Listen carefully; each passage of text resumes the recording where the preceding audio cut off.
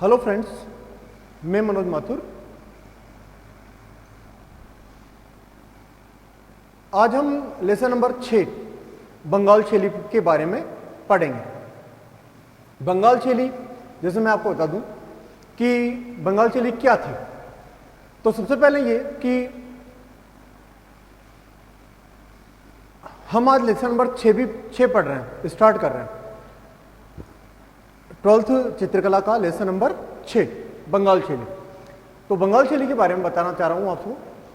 अंग्रेज ये चाहते थे कि भारत में भारतीय कला नाम से पुकारी जाने वाली कोई वस्तु शेष न रहे। इसके फलस्वरूप कुछ भारतीय विचारकों, लेखकों, कला समीक्षकों, चित्रकारों आदि ने निश्चय करके कला जगत में एक ऐसे आंदोलन का सूत्रपात किया जिससे प्राचीन भारतीय कला वापस अपने स्थान पर प्रतिष्ठित हो सके। प्राचीन भारतीय कला मुख्यतः क्या था? प्राचीन भारतीय कला।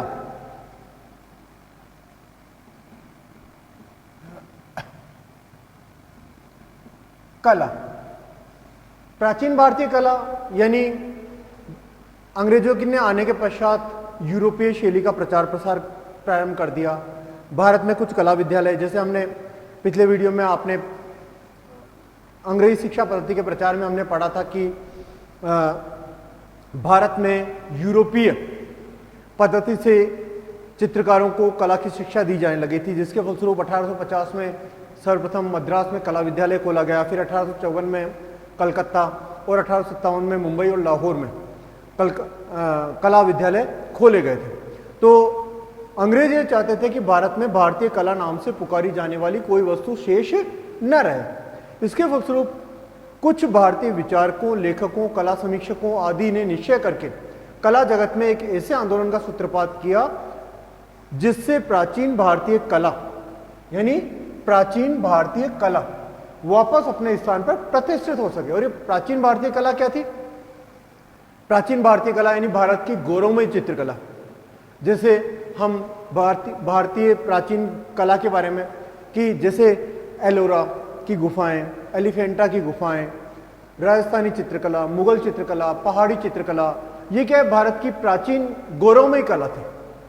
अब हम की मतलब प्राचीन भारतीय कला को पुनः प्रतिष्ठित करना, वो क्या गया? मुख्यतः बंगाल शैली कहलाई।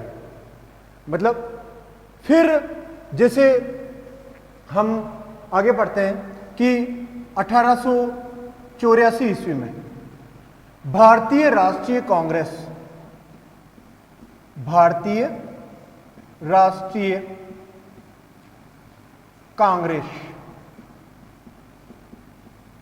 की स्थापना के साथ भारतीयों में जन जागृति हुई।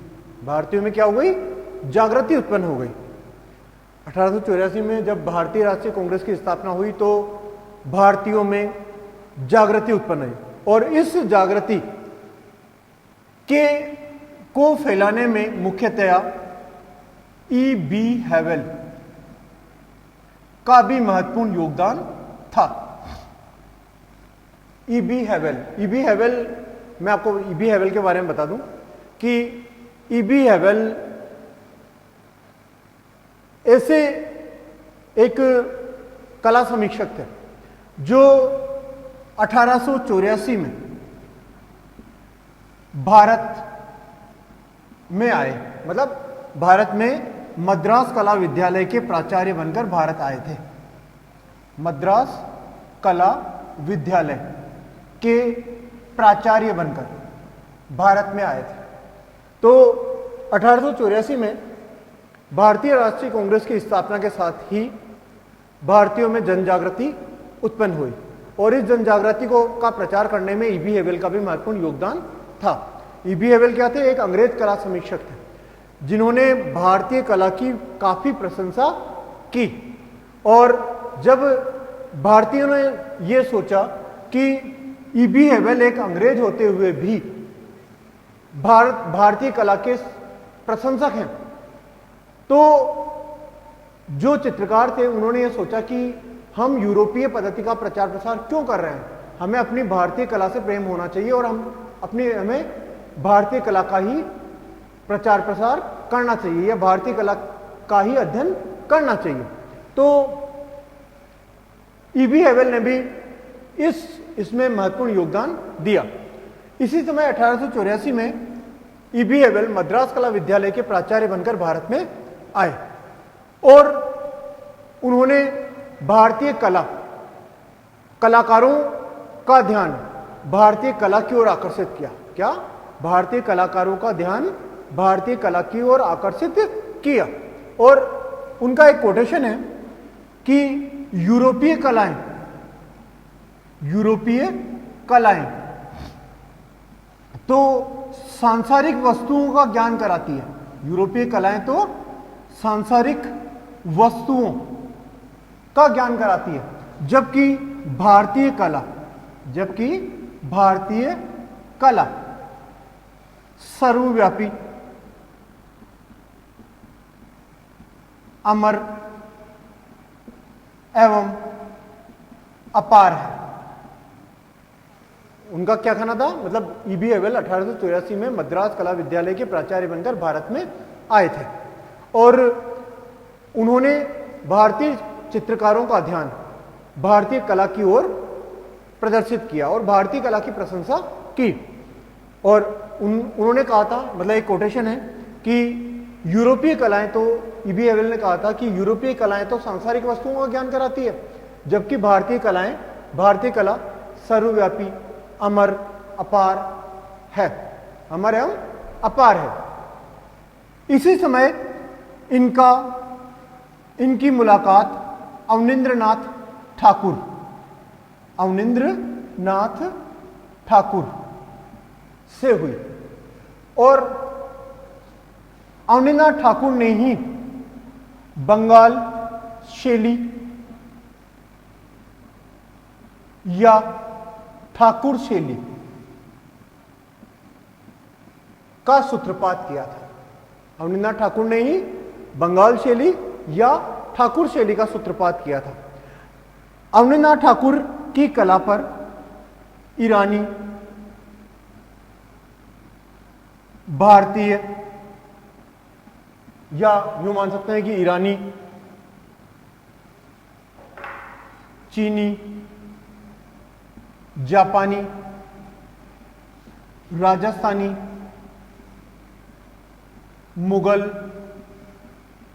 पहाड़ी आदि सभी चित्र शैलियों के समन्वय से इन्होंने एक नई चित्र शैली का सूत्रपात किया। मतलब ईरानी, चीनी, जापानी, राजस्थानी, मुगल, पहाड़ी, अजंता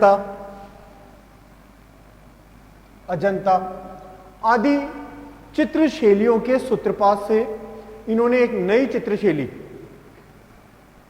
का विकास किया, जो कला इतिहास में बंगाल शैली के नाम से प्रसिद्ध है। मैंने आपको यहां तक पढ़ाया, क्या क्या पढ़ाया मुख्यतः मैं आपको बता दूं। बेसिकली एक बात ध्यान रखिएगा कि बंगाल शैली की, या यूं मान सकता है कि बंगाल शैली की उत्पत्ति किसने की थी? तो ईबी हैवेल और अवनींद्रनाथ ठाकुर, ये इन्होंने बंगाल शैली की स्थापना की थी। मुख्यतः क्या कि बंगाल शैली की स्थापना किसने की? ईबी हैवेल और अवनींद्रनाथ ठाकुर। ईबी हैवेल और अवनींद्रनाथ ठाकुर ने बंगाल शैली का सूत्रपात किया था। हमने क्या पढ़ा कि बंगाल शैली क्या थी? फर्स्ट चीज तो जैसे मैंने आपको बताया कि भारतीय प्राचीन कला को वापस अपने स्थान पर प्रतिष्ठित करना, वो क्या कहलाई? बंगाल शैली। भारतीय प्राचीन कला को वापस अपने स्थान पर प्रतिष्ठित करना, वो क्या कहलाया? बंगाल शैली। तो मुख्यतः क्या कि अंग्रेज ये चाहते थे कि भारत में भारतीय कला नाम से पुकारी जाने वाली कोई वस्तु शेष न रहे। इसके फलस्वरूप कुछ भारतीय विचारकों, कला समीक्षकों, लेखकों आदि ने निश्चय करके भारत में एक ऐसे आंदोलन का सूत्रपात किया जो कला इतिहास में बंगाल शैली के नाम से प्रसिद्ध है। और जैसे मैंने आपको बताया कि 1884 में भारतीय राष्ट्रीय कांग्रेस की स्थापना के साथ ही भारत में जन जागृति उत्पन्न हुई और इस जन जागृति को आगे बढ़ाने में ईबी हैवेल का भी महत्वपूर्ण योगदान था। ईबी हेवेल 1884 में मद्रास कला विद्यालय के प्राचार्य बनकर भारत में आए और उन्होंने भारतीय कला की प्रशंसा की और भारतीय चित्रकारों का ध्यान भारतीय कला की ओर अग्रसर करने में महत्वपूर्ण भूमिका निभाई। उन्होंने स्वयं भी कहा था, उनका एक कोटेशन है कि यूरोपीय कलाएं तो सांसारिक वस्तुओं का ज्ञान कराती है, जबकि भारतीय कला सर्वव्यापी, अमर एवं अपार है। सर्वव्यापी मतलब चारों ओर व्याप्त है, अमर कभी ना खत्म होने वाले, अपार जिसकी कोई सीमा नहीं है। तो इसी समय ईबी हेवेल की मुलाकात अवनींद्रनाथ ठाकुर से हुई। अवनींद्रनाथ ठाकुर जिन्होंने क्या किया था, अवनींद्रनाथ ठाकुर ने बंगाल शैली या ठाकुर शैली का सूत्रपात किया था और अवनींद्रनाथ ठाकुर की कला पर ईरानी, चीनी, जापानी, राजस्थानी, मुगल, पहाड़ी, अजंता आदि चित्र शैलियों का प्रभाव पड़ा और उन्होंने इन सभी शैलियों के समन्वय से एक नई चित्रशैली विकसित की जो कला इतिहास में बंगाल शैली के नाम से प्रसिद्ध है। ये तो मुख्यतः यहां तक बताइए। अब हम बंगाल शैली के लिए ही आगे बढ़ते हैं, विशेष रूप से अवनींद्रनाथ ठाकुर। अवनींद्रनाथ ठाकुर ने इस कला को काफी प्रचलित किया था।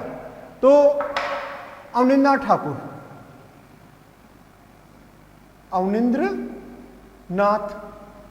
ठाकुर, जैसे मैं आपको बता दूं कि अवनींद्रनाथ ठाकुर ने ही बंगाल शैली का सूत्रपात किया था और अवनींद्रनाथ ठाकुर ने कुछ शिष्य तैयार किए थे। मतलब कहने का मतलब, जैसे पिछले वीडियो में मैंने आपको बताया था कि भारत का प्रथम कला विद्यालय मद्रास था। भारत का प्रथम कला विद्यालय क्या था? मद्रास कला विद्यालय था। लेकिन कलाकारों का पहला दल वो कहां से निकला था? कलकत्ता से निकला था। कहां से निकला था? कलकत्ता। स्कूल ऑफ आर्ट्स से कलाकारों का पहला दल निकला था। तो अवनींद्रनाथ ने, मैं आपको बताऊं कि अवनींद्रनाथ के अनेक शिष्य थे। Calcutta school of arts, Calcutta college या बंगाल स्कूल, ये तीनों एक ही बात है। Calcutta school of arts, Calcutta college या बंगाल स्कूल या बंगाल स्कूल, मतलब बंगाल स्कूल से ही कलाकारों का पहला दल निकला था। तो अवनींद्रनाथ ठाकुर ने अनेक शिष्य तैयार किए और जिन्हें अंग्रेजी सरकार ने भारत के विभिन्न प्रांतों में शिक्षक या प्राचार्य नियुक्त करके भेजा और जहां जहां अवनींद्रनाथ ठाकुर के शिष्य गए वहां वहां इन्होंने बंगाल शैली का प्रचार प्रसार किया। तो अवनींद्रनाथ ठाकुर ने अनेक शिष्य तैयार किए जिन्होंने भारत के विभिन्न प्रांतों में जाकर बंगाल शैली का प्रचार प्रसार किया। अब इनके शिष्य कौन थे? मुख्यतः ये रटने लायक नाम है अभी शुरुआत में। नंदलाल बसु, असित कुमार हालदर, शैलेंद्रनाथ डे,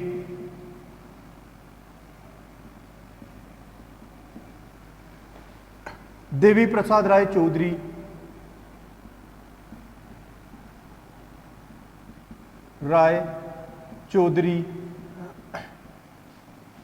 शारदा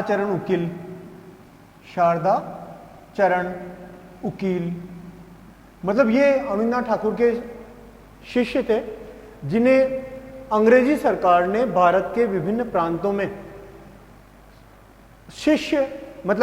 विभिन्न प्रांतों में शिक्षक या प्राचार्य नियुक्त करके भेजा और ये कलाकार जहां जहां गए वहां वहां इन्होंने बंगाल शैली का प्रचार प्रसार किया। अब ये तो कौन हो गए? अवनींद्रनाथ ठाकुर के शिष्य।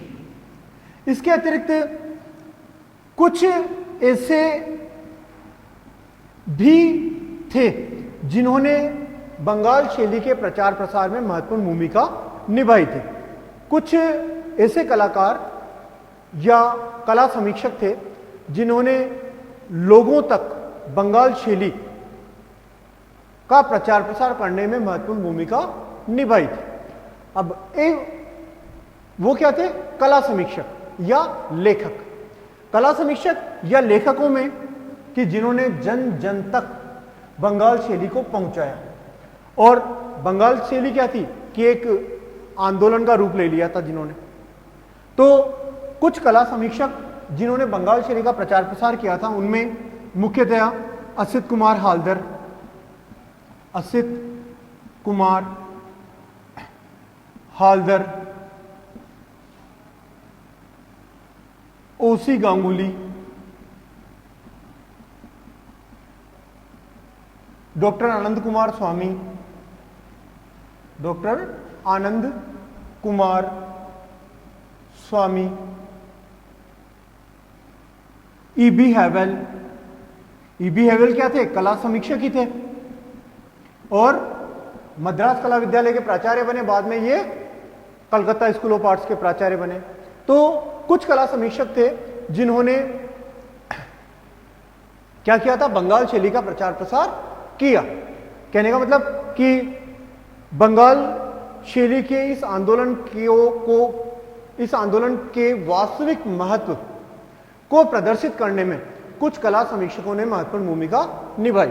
और ये कला समीक्षक कौन थे? असित कुमार हालदर, ओसी गांगुली, डॉक्टर आनंद कुमार स्वामी, ईबी हैवेल आदि थे जिन्होंने बंगाल शैली का निरंतर रूप से प्रचार प्रसार किया।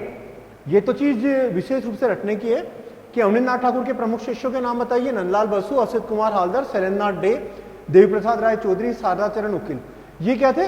इसके अलावा भी बहुत सारे शिष्य थे अवनींद्रनाथ ठाकुर के।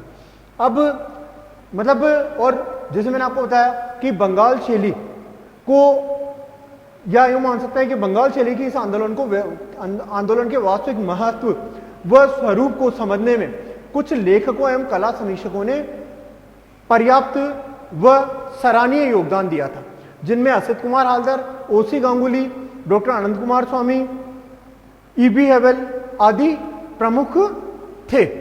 अब इसी में जस्ट हम आगे पढ़ेंगे बंगाल शैली की विशेषताएं। नाम ध्यान रखिएगा आप, जो अवनींद्रनाथ ठाकुर के शिष्य थे जिन्होंने भारत के विभिन्न प्रांतों में जाकर बंगाल शैली का प्रचार प्रसार किया, वो कौन थे? नंदलाल बसु, असित कुमार हालदर, देवी प्रसाद राय चौधरी, शारदा चरण उकिल, शैलेंद्रनाथ डे आदि। और बंगाल शैली के वास्तविक महत्व को जनता के सामने प्रदर्शित करने के लिए कुछ कला समीक्षकों व लेखकों का भी महत्वपूर्ण योगदान रहा। लेखकों में Asit Kumar Haldar, EB Havell, doctor OC Ganguly, doctor Anand Kumar Swamy आदि ये कला समीक्षक थे। अब हम जो मुख्य पढ़ेंगे कि बंगाल शैली की विशेषताएं। मुख्य टॉपिक हम पढ़ रहे हैं बंगाल शैली की विशेषताएं। ये पूरा का पूरा एक क्वेश्चन बनता है कि बंगाल शैली से आप क्या समझते हैं और बंगाल शैली की विशेषताएं बताइए। एक्चुअल में ये लेसन 3 नंबर का है और इसमें से 24 में से 3 नंबर का क्वेश्चन आता है, मतलब एक ऐसे टाइप क्वेश्चन आता है। तो पूरा का पूरा क्वेश्चन बनता है कि बंगाल शैली से क्या आशय है या बंगाल शैली के बारे में आप क्या जानते हैं और बंगाल शैली की विशेषताएं बताइए। तो अब हम बंगाल शैली की विशेषताएं पढ़ेंगे। तो बंगाल शैली की विशेषताओं में पहला जो पॉइंट आता है वो आता है भारत की धार्मिक व पौराणिक कथाओं का अंकन। भारत की धार्मिक व पौराणिक कथाओं का अंकन। मैं आपको बता दूं कि बंगाल शैली बौद्धिकता, बंगाल शैली बौद्धिकता,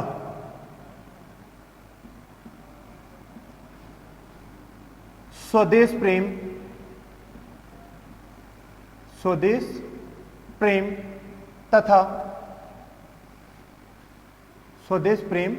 तथा तत्कालीन परिस्थितियों का प्रतिफल थी। तत्कालीन परिस्थितियों का प्रतिफल थी। भाई स्वाभाविक है कि जैसे जैसे जनता में, जैसे महात्मा गांधी ने स्वदेशी आंदोलन चलाया कि विदेशी वस्तुओं को दूर करो और स्वदेशी अपनाओ, या तो विदेशी लेखकों ने भी या कला समीक्षकों या चित्रकारों ने निश्चय किया था कि बंगाल शैली थी भी क्या, प्राचीन भारतीय कला को वापस अपने स्थान पर प्रतिष्ठित करना, वही बंगाल शैली थी। तो बंगाल शैली बौद्धिकता, स्वदेश प्रेम तथा तत्कालीन परिस्थितियों का प्रतिफल थी। और इस शैली के प्रेरणा स्रोत, इस शैली के प्रेरणा स्रोत अजंता, मुगल व पहाड़ी चित्र थे। बंगाल शैली के प्रेरणा स्रोत क्या थे? अजंता, मुगल और पहाड़ी चित्र थे। अतः कलाकारों ने भारत की धार्मिक कथाओं, पौराणिक गाथाओं और ऐतिहासिक गाथाओं का चित्रण किया। पहला क्या है पॉइंट क्या है पहला? कि भारत की धार्मिक व पौराणिक कथाओं का अंकन। बंगाल शैली बौद्धिकता, स्वदेश प्रेम तथा तत्कालीन परिस्थितियों का प्रतिफल थी और इस शैली के प्रेरणा स्रोत अजंता, मुगल व पहाड़ी चित्र थे। अतः भारत के कलाकारों ने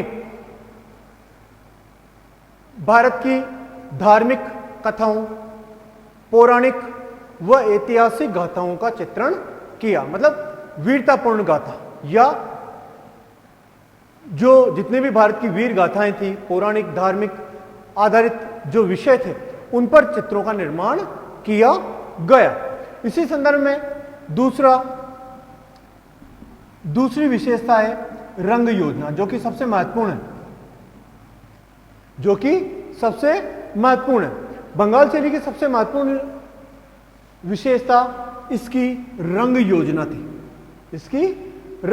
थी, जिसे वाश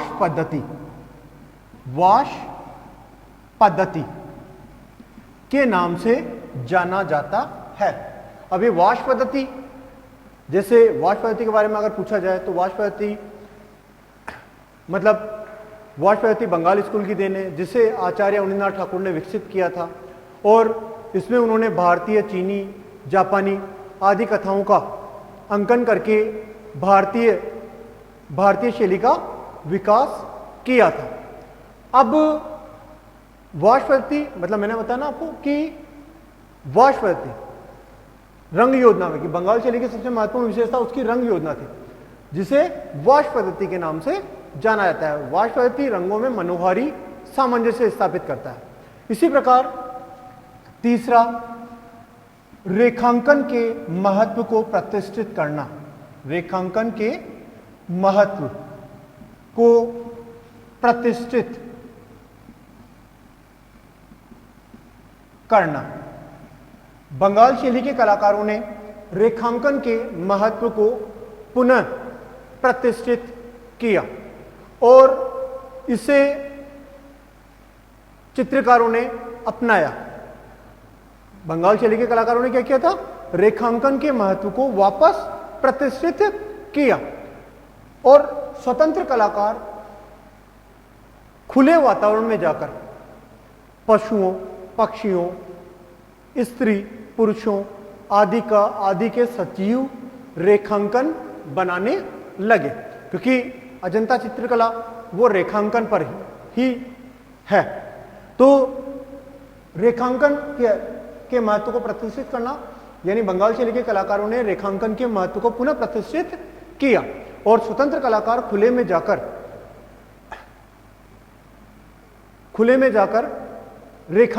रेखांकन करने लगे। मतलब स्त्री पुरुषों या प्रकृति या पशु पक्षियों आदि का रेखांकन करने लगे। इसी प्रकार जो अन्य है कि अन्य तकनीकों का प्रयोग, अन्य तकनीकों का प्रयोग जैसे मैं आपको बताऊं कि इस शैली में अन्य तकनीकों जैसे जल रंग पद्धति, टेम्परा पद्धति, मुगल चित्रों की सौम्य रंग योजना और अजंता के रेखांकन को चित्रों में उतारा गया। मतलब मुख्यतया क्या, जल रंग पद्धति, टेम्परा पद्धति, तेल रंग पद्धति के साथ ही मुगल चित्रों की सौम्य रंग योजना। मुख्य बात क्या है, मुगल चित्रों की सौम्य रंग योजना और अजंता के रेखांकन को अपनाया गया। इसी प्रकार पांचवा, जैसे विशेषताओं में मैं आपको बताऊं कि यूरोपीय शैलियों, वादों एवं रंग पद्धतियों का परित्याग। यूरोपीय शैलियों, वादों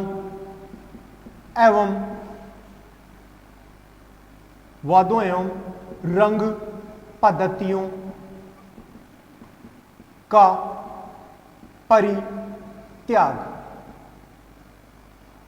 बंगाल शैली के इस आंदोलन में यूरोपीय शैलियों, वादों, जो अनेक प्रकार के वाद वगैरह चलते थे वहां पर, तो उनका परित्याग किया गया। मतलब रंगों का भी और वादों या यूरोपीय शैलियों का भी परित्याग बंगाल शैली में किया गया।